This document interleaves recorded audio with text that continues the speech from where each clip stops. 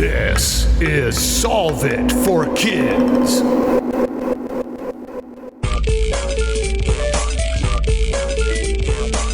Hello, my amazing and curious friends. My name is Jennifer, the Dean of all things STEM and STEAM, and this is Solve for Kids, the science podcast that gives kids and families a peek inside the real world of scientists, engineers, and experts as they solve problems in their jobs using creativity, cooperation, and critical thinking. And now please welcome to the show my podcast partner, Galactic Space Geek, Jeff Gagne. Hello, Jennifer, and hello, listeners. I am super excited. We have a very fun episode where we are going to go deep into engineering and transfer that to a different direction. Yeah, this is going to be really interesting. I think we haven't had a show like this one before. So what problem are we solving today? How can engineering be a pathway to entrepreneurship? How can engineering be a pathway to entrepreneurship? Ooh, this sounds very intriguing. Who is our guest today, Jeff? We have the right person to talk to. Today, we have the wonderful Stephanie Schmidt. She is the founder of Boston Private Tutors. Welcome to the show, Stephanie. Hi, thank you for having me. Well, this is going to be so much fun because we're talking about math and engineering and entrepreneurship, and we're even going to talk a little bit about circus physics. I mean, I'm already intrigued. So, I like to ask in the beginning, when you were a kid, did you know that you were going to create your own business and be so interested in math and all of these different things? I actually always knew that I wanted to be an engineer. Wow. People always told me that I thought like an engineer and they expected me to become an engineer, and they were correct. Well, there you go. Well, hooray for them being correct. Yes. Do you have an example of something from your youth that made people say that to you? Interesting. I think I was always because I was asking questions and trying to come up with solutions to problems that I saw. Okay. That is a sign. So what kind of engineering did you study? Mechanical engineering. Mechanical. And why? Like, why did you think mechanical? Did you pick that because you wanted to? Or because we've had people on the show who are like, oh, I didn't know which one, so I just picked it? Well, it's funny because I always was saying to my friends and my mentors, I don't know what I want to do with my life. I mean, I knew it was math, science, engineering related, but anything math, science, and engineering related was interesting. So that left so many options. Yes. Okay. So as you started getting into mechanical engineering, was there something about it, maybe a particular class or a project that you worked on that sort of started guiding you in one direction? I really liked how mechanical engineers thought. I did take many classes in lots of different departments when I was at MIT because I wanted to have the broadest education in the STEM field that I could. But I ended up majoring in mechanical engineering because I really liked the problem-solving process and the design process, which I will plan to talk about when we get to the entrepreneurship portion. Right. Okay. So then what did you do as a mechanical engineer? After I graduated, I worked at GE Aviation designing jet engines. Ooh. I did that for a couple years, and then I switched gears and I worked at a small startup, which I absolutely loved, the fast-paced environment, and got to do all sorts of everything at that company. Oh, yeah. That can be fun. Okay. In that company, was that still aviation related or was it a bigger jump from that? No, that was a manufacturing company, and we got to work with all sorts of different industries. Again, something I love to learn about all the different things. I got to go visit factories and see how things were made and help them improve their processes. Oh, wow. That sounds fun. Young you. Very fun. I was going to say, young you who asked all those why questions. Did you get answers to some of those why questions? Oh, absolutely. And I always loved visiting factories as a kid. We used to do that on vacations. I think we had this book, How It's Made in the USA, and it was a list of factories. This was, in the 90s and 2000s when I was growing up, and my parents would take me on factory tours. Very cool. My wife loves factory tours. We still do them on vacations. Yeah. Oh, it's great. Totally. Yeah. I'll never forget seeing how 2x4s are made, the wood and the big logging processes. And I was just about to ask, was there one that sticks out in your memory? But seriously, 2x4s? That's so cool. Like, it sounds like such a mundane product that's just out there in the world that we all know about. But what about that process is what sticks out to you? Oh, well, I was about to say that some things that may seem mundane, like the building blocks that make up something we build, like a 2x4, well, they have to have very precise tolerances. So you can think about Legos. There's millions of Legos, probably billions of Legos in the world. Each one has to fit into the other Legos in order for our Legos to stack together. But in order for that to be true, that any Lego can stack with any other Lego, the tolerances have to be very, very precise. And that affects the manufacturing process. I never thought about that, but you are exactly right, especially when you're building the sets, because there's like 18 different Legos and they all have to, like, you expect them, I should say, to all interlock correctly. And if they don't, you are not happy. Yeah, exactly. Oh my gosh. So how did you make the transition sort of from engineering to entrepreneurship? And where did the whole circus thing come in? Because I'm curious about that. Yes, the circus thing came in when I wasn't too happy with working a regular corporate job. Okay. It just wasn't really my style. It was a bit slow for me. And you get really focused on, designing your one little tiny part of a jet engine because thousands of engineers work on the same project. And that's crucial and important. And I think it's really fascinating how companies design their processes so thousands of people can work together on the same project. That's all very important. But I wanted something a little bit more fast paced. And I also wanted to travel and see the world. And so I quit and I traveled and went to circus school during my 2-year gap time. Oh my gosh. And we have to ask, what is circus school like? Yeah. Of course you do. I did handstands and partner acrobatics, and I really love the physics behind partner acrobatics because when you have two people, you can do counterbalances. And so you can go and do shapes that look like it shouldn't work. So you can see a picture of me doing a handstand or a move with a partner, and it looks like you should fall over. But if you carefully analyze where the center of mass is in your static position, the center of mass is exactly over the whatever's touching the floor. If it's my partner's feet, or if I'm doing a handstand, it would be in my hands. Okay. So you're basically telling me something I never thought about is for circus, you have to understand math and physics, right?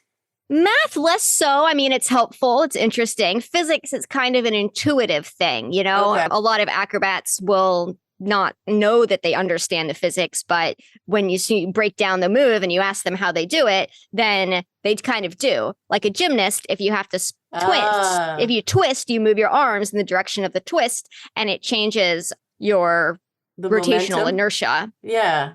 Oh my gosh. Wow. Yeah, I guess physics is in everything, isn't it? Absolutely. So I have so many questions going through my head about the circus fit. How did circus physics, or just joining the circus, become your actual choice moving from corporate mechanical engineering into I want to make a change? That sounds like, something you hear on a TV show or a dad joke. Sort of like, just go out and join the circus. But you did, and apparently it was the right move. How did that happen? I guess there's a couple things to address there. One is that I really loved honing my skills and my expertise. And that's something that as an academic, I always strive to study hard, understand all the concepts in school and get A's. And then when I was practicing my handstand, a friend of mine gave me a book and, it changed my life. It was a book about how you hone talent. And it had never really occurred to me before that the techniques that people use to get good at, let's say, music, like piano, the best pianists in the world, use similar techniques to the people who are the best swimmers in the world. And there are people so this book gave a whole bunch of advice on how you get good at stuff. And the author went to MIT. He went to the swimming pool Mike Phelps came from. He went to Juilliard. He went to all these places that have top talent in whatever their field was. And he aggregated all this information he learned to give advice on how you get good at stuff. And I read this book and I said, oh my gosh, this is incredible. Wow. And I immediately put those pieces of advice to work on getting very good at my handstand practice. And I did. Wow. I did get very good at doing handstands, and I did get very good at partner acrobatics. But then the whole time I was thinking, people need to know this. These are really important tips, pieces of information, and I'd be happy to share a few of them. Yeah. Like the one that sticks out the most to me is what your sweet spot is. It's really obvious, we don't want to practice something too easy and we don't want to practice something too hard. Right. But what is the sweet spot? And the advice is that you should be succeeding at whatever you're trying to do 50 to 80% of the time. So if you're doing something and you are only able to do it less than half the time, you have chosen an activity that is too hard. So if you're trying to do that's good to know. Trying to do a handstand and hold it for 10 seconds, but if you don't make it 50% of the time, you chose something too hard. You should try to make your task a little bit easier and then aim to do that task. But if you want to work on something consistently, you don't have to choose, you can do your handstand 95% of the time. It's not necessarily too easy. You can up the challenge. Try to do it 5 times in a row. So then the new challenge is I need to be able to do a handstand 5 times in a row. And that's what you should be succeeding 50 to 80% of the time. So is this like self-motivation, right? To keep yourself going and be interested in what you're doing and not either bored or frustrated so that you just quit? I assume these tips are for that? I think it's less about the mental motivation. There are lots of tips on how to stay motivated and to train when you don't want to, or maybe you should take a break. How do you know when you should be taking a break? But the advice that I was talking about is more about getting your brain to reach into the parts of where you're accessing your memory. So maybe we're doing our times tables and we want to make sure that we are remembering that 3 times 5 is 15. And we show the kid the flashcard. They say, what is 3 times 5? They may or may not get the answer correct, but it's more about getting your brain to retrieve the right information or to get your brain to use the correct set of neurons. And as you do practice, there's myelin on the long part of the neuron. And when your neurons get used, it builds the myelin up. And when they're myelinated more, the signal travels faster and better and more reliably. So it's kind of like walking across grass and getting that path worked in. Yes. There's a better word for that. That makes sense, though. I mean, and I think that's really good. And that's, we don't really usually think about how much psychology and brain and all of the things that are happening in our brain actually affect what we do on a daily basis. So sometimes just thinking about that is like, whoa. Yeah, it's very cool. And I thought it was so interesting that the same techniques you learn to get good at a sport or to get good at music, they're the same techniques that you use to get good at chess or physics or any academic subject. So there's a real overlap in learning how to learn and how you train to get good at stuff. Wow. Okay. So I'm wondering if you just gave us the perfect transition, because you mentioned that you got the book about honing talents to work on your very physical skill of the handstands.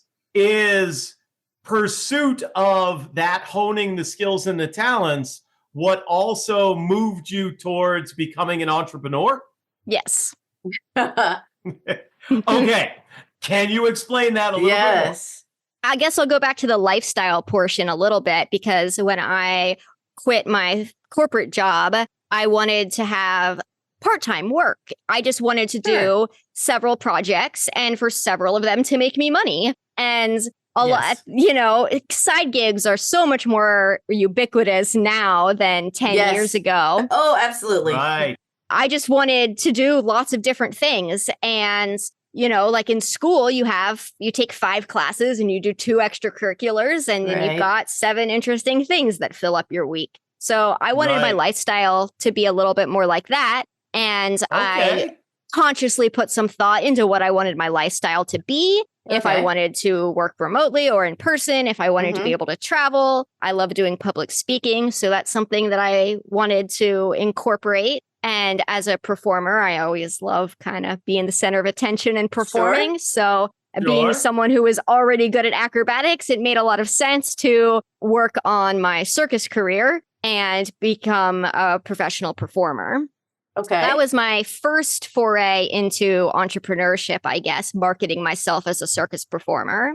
Right. And then I also marketed myself as a handstand teacher because I had just spent several years with that book training myself and being my own handstand coach. Yeah. So then I also worked as a handstand teacher.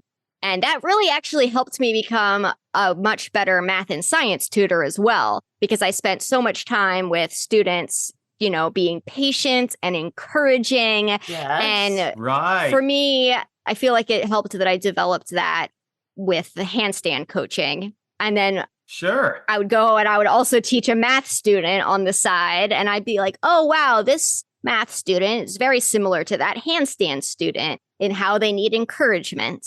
And so I've put a lot of thought into what makes a coach or a tutor good and what makes a coach or a tutor a good fit for a particular student.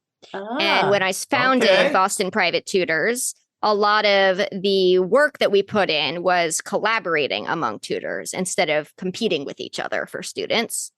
We get together and we give each other advice on how to tutor and maybe some success stories and some struggles that we've been through. And if we collaborate and share information, we can offer a better quality service. Yeah. So tell us, what do you do at Boston Private Tutors? Oh, yes. We tutor all the math and science subjects for grades 6 through 12 and engineering, side projects, test prep. So there's also passion projects or computer science and a little bit of robotics that we do. Oh, okay. So you work with individual students and then, you know, so you teach them like algebra. Like, can you give us examples of some of the different classes that or tutors that you work with? Yeah, absolutely. So in general, every math and science class that you need to take, we will tutor you in. Okay. That's the marketing shtick. And we have tutors who know all of the subjects. So most frequently, we teach middle school math, high school math, high school physics. Those are the most common classes that we teach. Chemistry, biology, we teach those too. There's some computer science students. Occasionally, we get somebody who wants to build their own, like write their own program, and it's a project that they're doing outside of school. So we will work with you through the design process, figure out what your engineering project is, and teach you the computer science skills you need to write your video game or whatever it is. Right. Okay. That is very understandable. I would like to make the connection back to sort of the book and honing the skills and talents, where you mentioned it's very similar. You're using the same techniques to hone a physical talent as you are to hone a mental talent. Obviously, with your private tutoring, you are doing much more of that on the mental side. Could you describe that a little bit? Yeah, absolutely. So I have a student who is a 9th grader in Algebra 2 and typical, relatively average, but bright and motivated student. You know, his work is messy. He forgets negative signs. A lot of people don't realize that math is also about consistency. There's, of course, you have to know the concepts and you should understand conceptually why the exponent rules are the exponent rules. But you also have to be able to consistently write down the problem, the correct problem, and then do the problem without making any silly math mistakes.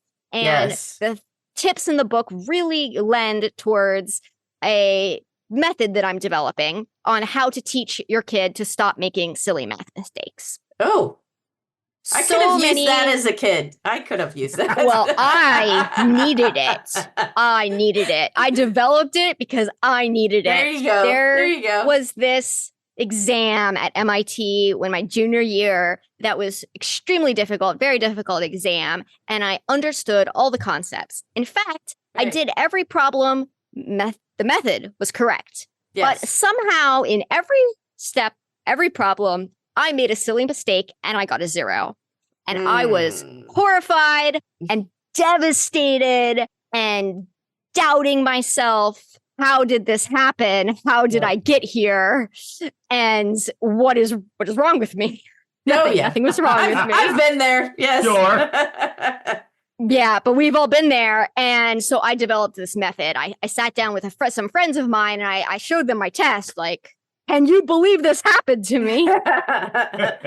And I developed a method. And I realized that I really do have to check each step. And that if you get in the habit and you have a procedure, it becomes second nature, like autopilot. And it doesn't take that much longer. So I always follow the procedure. You have to abandon your ego at the door. Yes. It feels like you shouldn't need to double check yourself that 2 times 3 is 6, but sometimes you write 5. So you definitely have to check. Yeah. No, my husband was a consultant for a major company for many years. And he used to tell our kids when they were growing up that it's all about standard work, right? Yes. It is standard work. You have standard work for how you approach things. So our kids were probably like, oh my gosh, please stop saying those words to me. Right. But I like that. Standard work. But it worked because if your approach, it's like if it's your turn to clean the bathroom, or do whatever, like you're doing a chore, you have standard work. And it's usually like you start with the shower or and then you do clean the toilet, then you clean the sink. And then the last thing you do is the floor. Right. And we explain why you don't clean the floor first. And then and so, but it sounds to me that's exactly what you're saying is it's standard work. Like approach every problem the exact same way and do all of the checks. That makes sense. Write down the problem, write all the key parts, and then make sure each line of work is mathematically equivalent to the line above it. Line up your equal signs. Always double check that you've done your negative signs correctly. There's little tricks, I don't like it if there's you can distribute your negative signs depending on how you prefer them. Or some people, aren't very good at fractions. So they'll get rid of the fractions first. So you can customize the method to your student a little bit. But overall, standard work. There you go. Yeah. And that's how you can train consistency. And I'll tie it back to a handstand analogy. I had to do a performance where I had to do 5 handstands. Okay. And that means I have to do 5 in a row. Oh. Well, at the time, I could only do a handstand like 80% of the time. Like I wasn't very consistent. Okay. And I had to do the show and it was so difficult. Well, actually, I was recording a video. And in this video, I had to do the 5 handstands in a row. And it took me so many takes to do the video because I was so inconsistent. Yeah. And that's what really made me think, I really need to work on consistency like I did in math. And then I implemented a policy that I had to do extra conditioning if I ever missed a handstand. And that made me very motivated. So you set your own goals. There you go. Yeah. Definitely. So can you, and obviously without any names or any specifics, do you have students within that you tutor in, say, they come in for one subject? Maybe it's that middle school or high school math, that they start learning these techniques that are working for them specifically for math. Do you start to notice that they will come in and say, oh, Miss Stephanie, I also use this over in science class and turns out I got the best grade I ever got, that it expands for them, even if you don't do that for them? Yes, absolutely. And I love it when that happens. It's so good. I'm perfectly happy to tutor myself out of a job. If I teach you how to study so well that you don't need me, great, wonderful. Tell your friends. Yeah. Terrific. No, so we teach study skills a lot. And I have a guide on, actually, I just posted a video series on how to make a study guide on our Instagram. And making a study guide is one of the most important tools, I think, for studying for exams. Oh, okay. I agree. Yeah, absolutely. So I love how you basically took engineering and the way that you were trained, and that those kind of became life lessons, regular life, not just like, this is not just applying to engineering, but it's a way to approach certain things. Okay, so tell us where everyone can find out about Boston Private Tutors.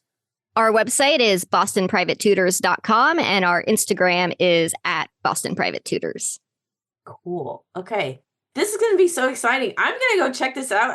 Even the study guide, I mean, I know I'm well past going to school, but I do write books and do lots and lots of research. So I'm wondering if I can pick up some tips on how to, kind of approach research and organize different things as I'm working forward. I mean, you never know, right? You can always learn things even when you're not in school.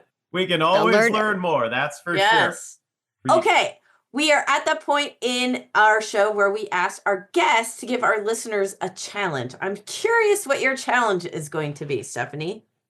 All right. Well, my challenge is on the problem solving side. So kids, even if there's a tiny problem that you want to solve, I would encourage you to come up with your own invention. And it doesn't have to be something big. It doesn't have to be an aircraft engine or a manufacturing software. It can be as simple as putting a whiteboard next to a light switch so that you have somewhere to write down your ideas. Ooh. So if there's some small, simple thing that might make your life better, well, I have a chopstick that hosts the microphone that I use. It was a very tiny invention, but something like that could solve a problem that you have. And I would encourage you to keep a lab notebook and try to keep track of your inventions. And maybe someday you'll be able to get somebody to manufacture them. There's so much with maker spaces and manufacturing these days that it's really totally possible for a teenager to come up with an invention, get it made, and sell it. Yeah, that would be fantastic. I like it. There you go. Oh my gosh, that's a great challenge. Well, this has been such a fabulous episode. I really enjoyed learning all of these tips. I think they might help me too as well.